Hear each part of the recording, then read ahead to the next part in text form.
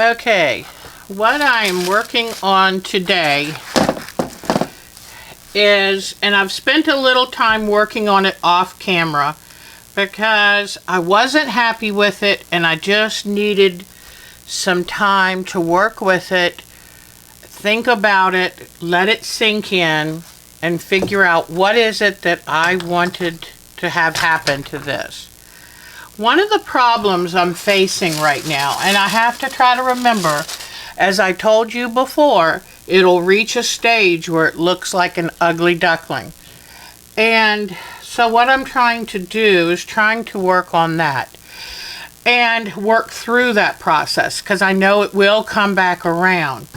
But I'm finding that the sky here was too choppy, and I'm finding that this water is a little too choppy. And if you look on here, the one thing you notice is the smooth sheen of this water.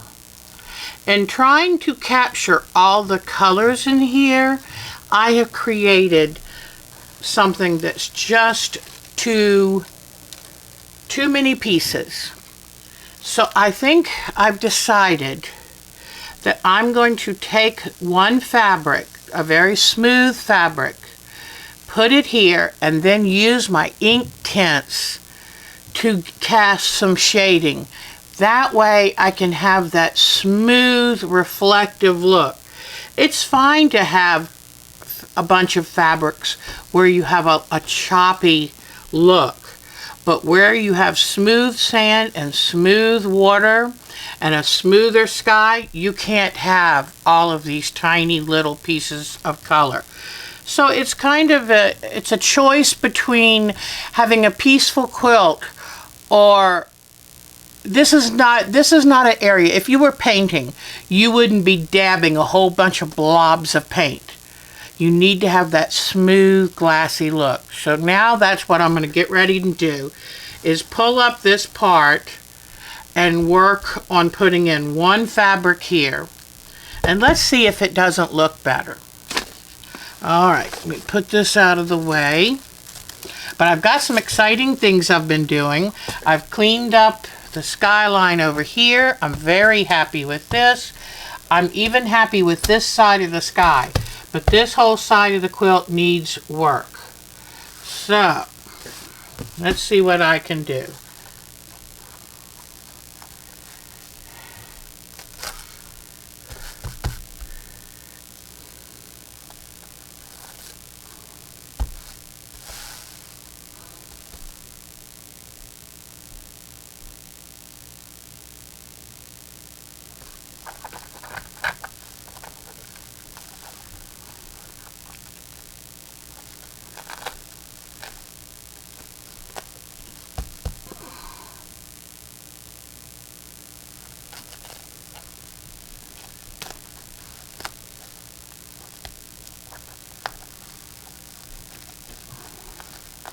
I'm not going to just cover up these fabrics because they're too wonderful, and I think they'll have a good place in other quilts.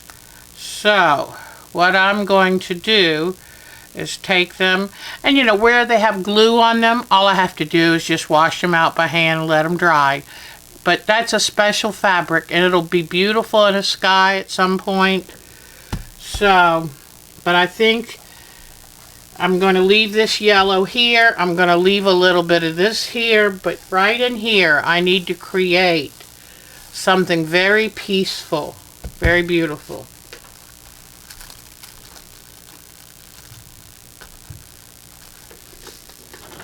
And if I don't have, remember, I can highlight the color and I can darken it both.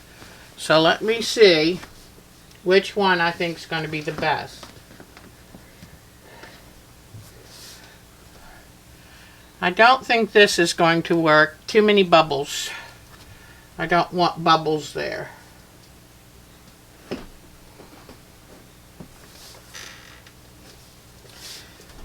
I'm thinking this, which is a real pale sky, but I'm thinking this is going to work because water is a reflection of the sky in a case like where it's very smooth like that. In fact, you can see where the sun is reflecting down. So I think this might be what I want. Something very peaceful. All right.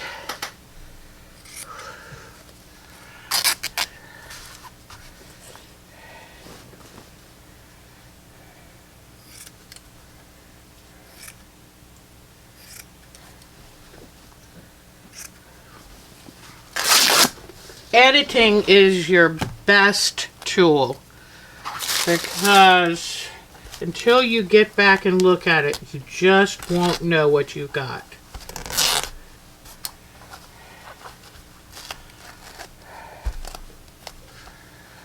All right.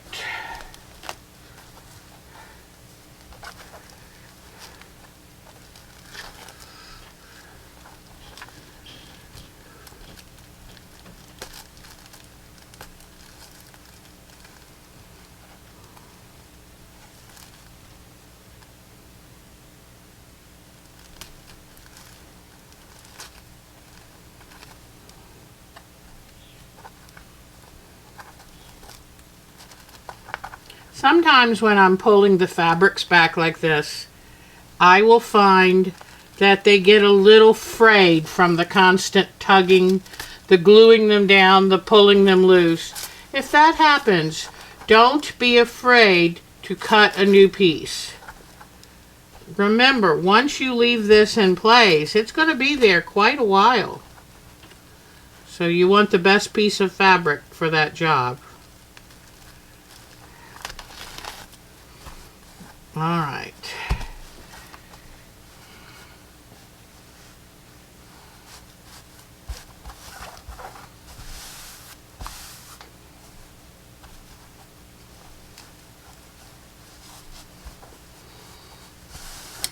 Come lay it in. And I think then I'll shade it with some darker blue and yellow. I like it. It's a blue-gray, which is very good for that area.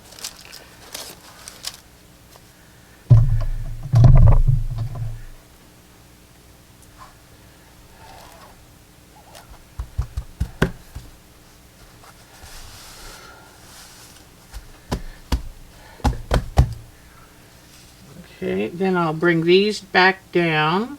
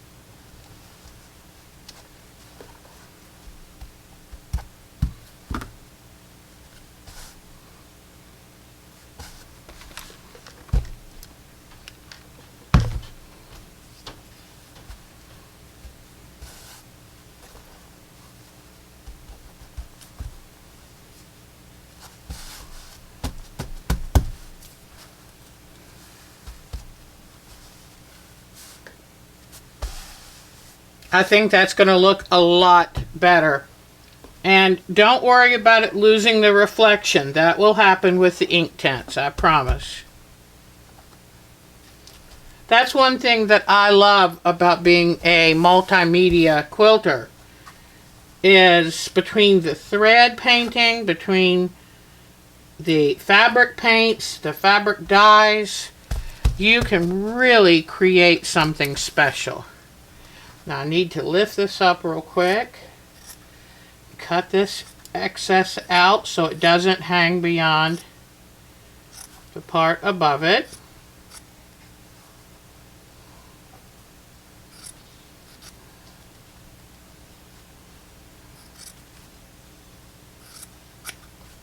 Okay,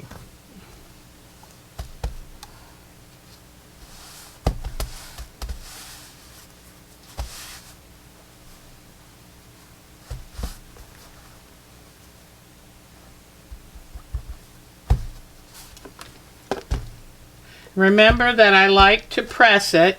It helps dry the glue, flattens everything out good, so then I can see what I'm doing. And I think this is going to look a lot better. I'm going to leave this as it is for right now. I like how that's looking.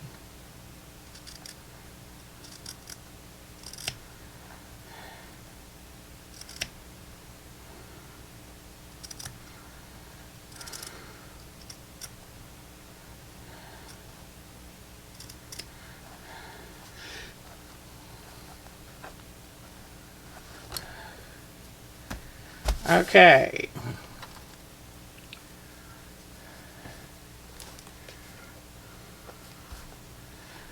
Need to put these back in place.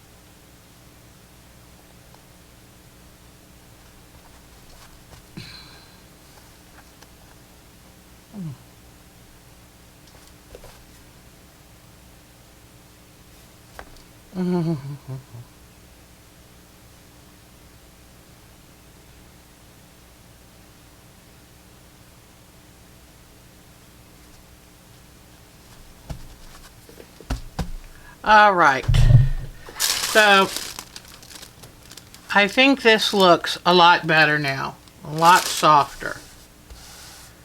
All right, I'm gonna have to let that dry. It's tempting to go get my Inktense and want to do it, but I need to leave it alone a little bit.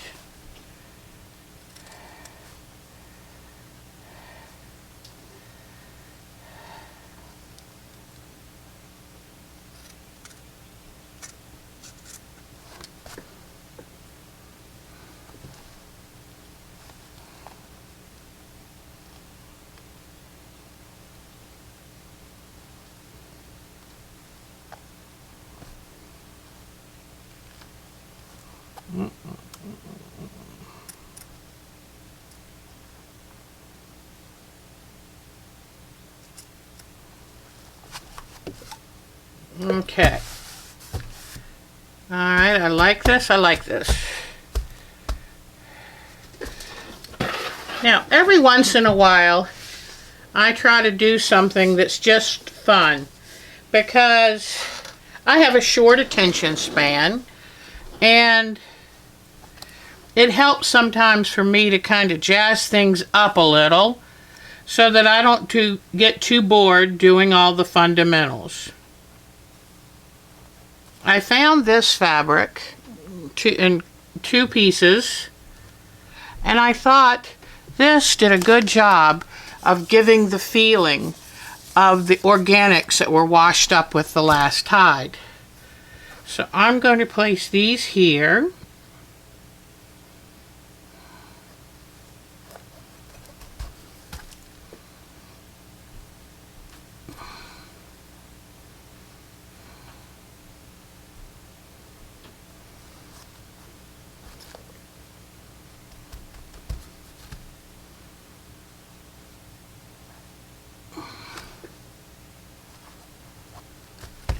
All right. Now, this is going to be a dune, a grassy dune. So, I think it might be fun to work on this right now. I pulled out some different colors, different fabrics. I think this would be good along the front as a close-up of the sand, as a close-up of sand and soils. And I think what I'll do is cut it into a very natural dune-like shape. Okay.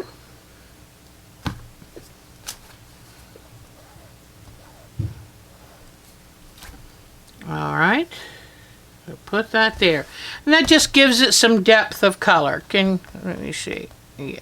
Hopefully, let me pull it back just a little bit, make sure you can see it. Okay. So, this is nice. Give it some contrast. Then I went and found, this is a good green grassy type. Here could be cut what looks like a tall seagrass. Then I found this fabric that I had used in the quilt that had the rusty truck. And what I'm going to do to this fabric is make sure that I have some fusible on the back, because when I cut these grasses like this, it's going to be hard to glue that down. If I already have fusible on the back, then I can put it right down. But this is going to look like one of the dunes that protects the beach from erosion. Here I have some fusible and then a piece of freezer paper that I can use to iron it. Then I got my Steam-A-Seam 2, or Light Easy Steam 2, pardon me. And this is nice because it's already in a thin shape. So I might try this first.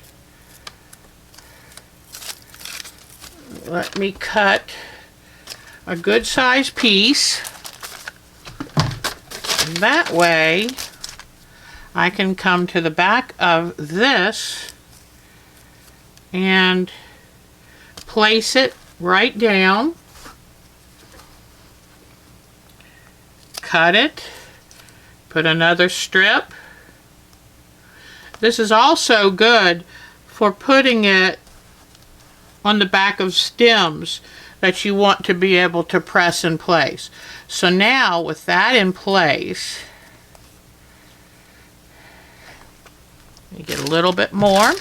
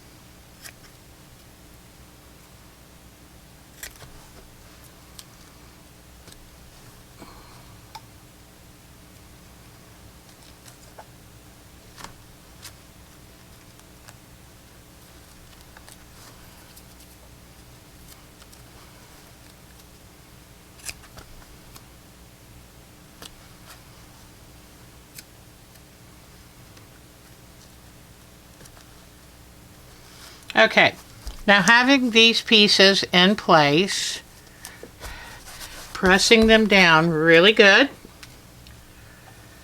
then I can come in here and start cutting my grass.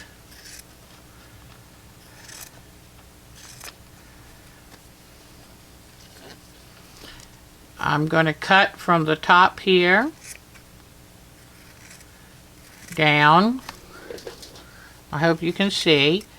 Then I'll come and cut out a space here. Pull that out of the way.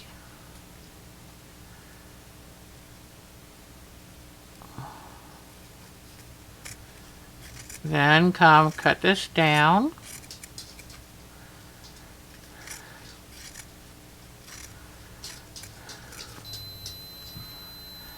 I have to cut the spaces so you can see each individual blade, but you don't cut them different lengths, cut them different shapes,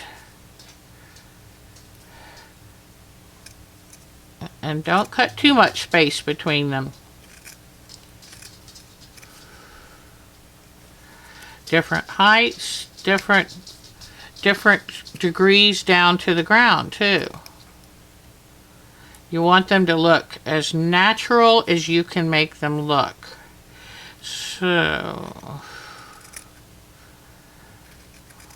different widths. So now I'm going to go ahead and cut this one off. But now you see, you've got up top what looks like seagrass.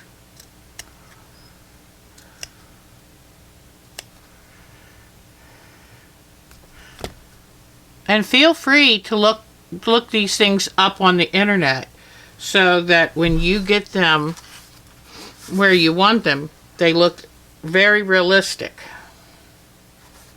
And if you want to save your little seagrasses you cut off and put those on, you can always do that as well.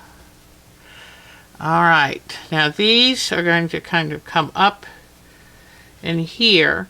But before I put these on, I want to make sure that everything else that I wanted to go on the ground behind these is there. Where is the end of my tape? There it is.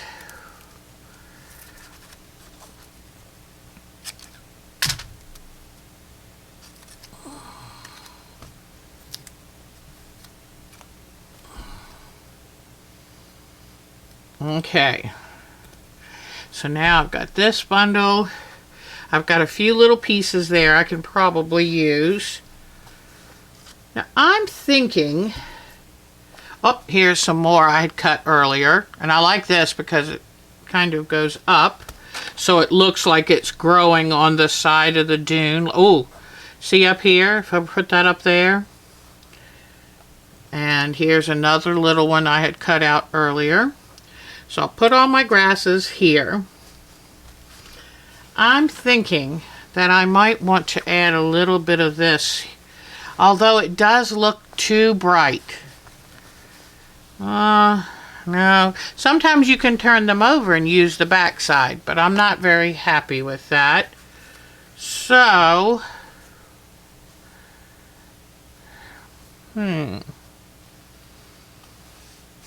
this might be good.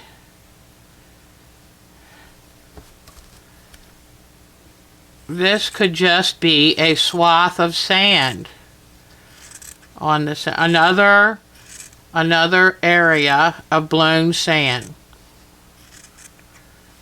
I like this. I like this.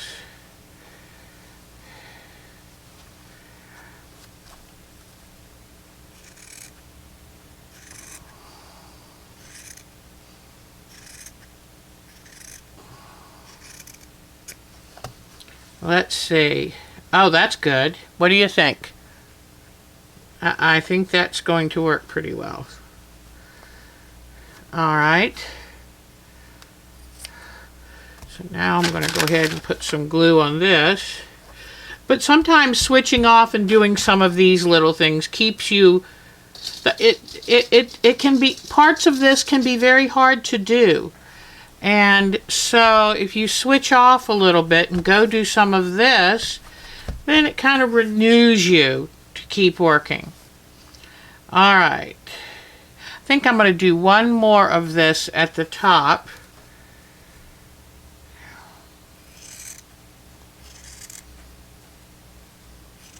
And this is good because it would look lighter at the top, because a little reflective light on that.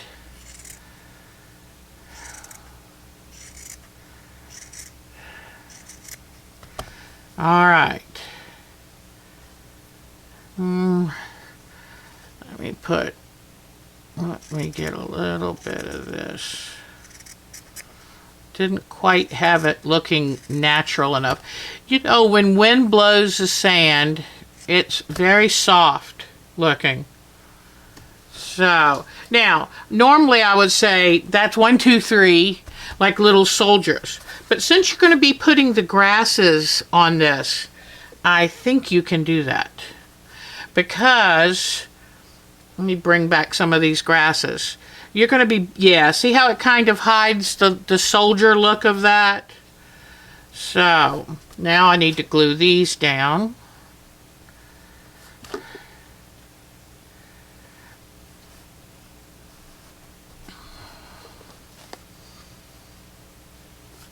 Okay. I really do like that. And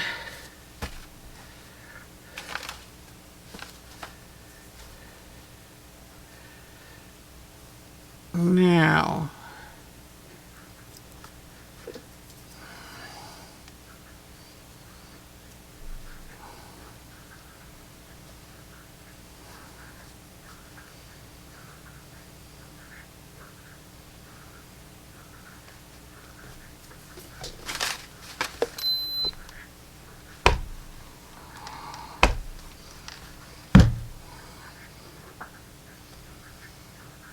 I've already said I'm going to put this one up here.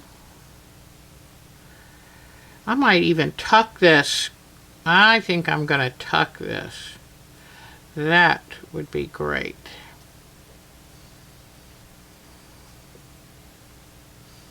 Or should I tuck it under here?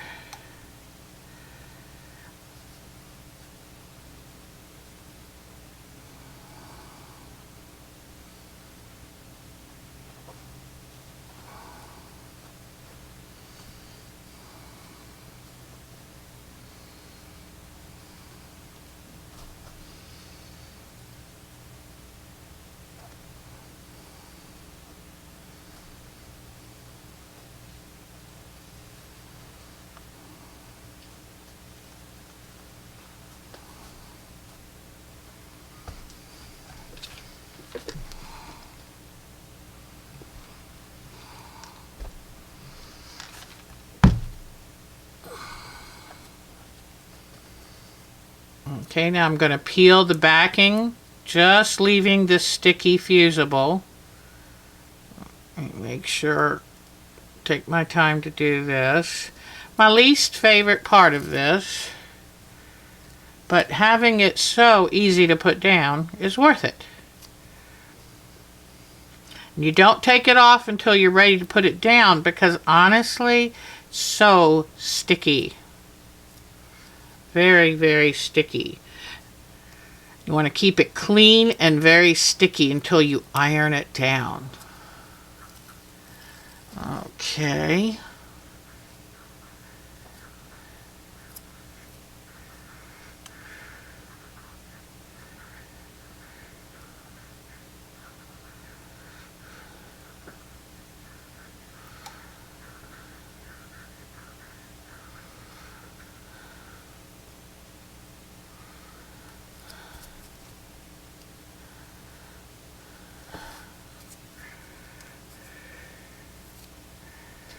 All right.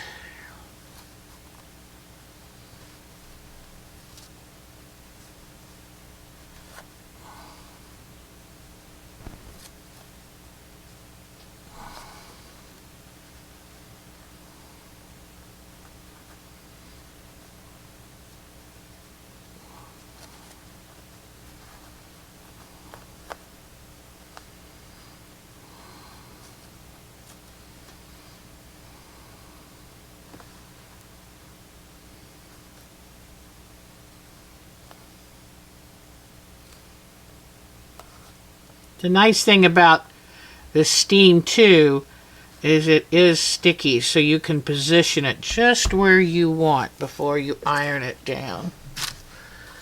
Okay, and I like to keep the area clean because you don't want to accidentally iron down something you didn't intend to.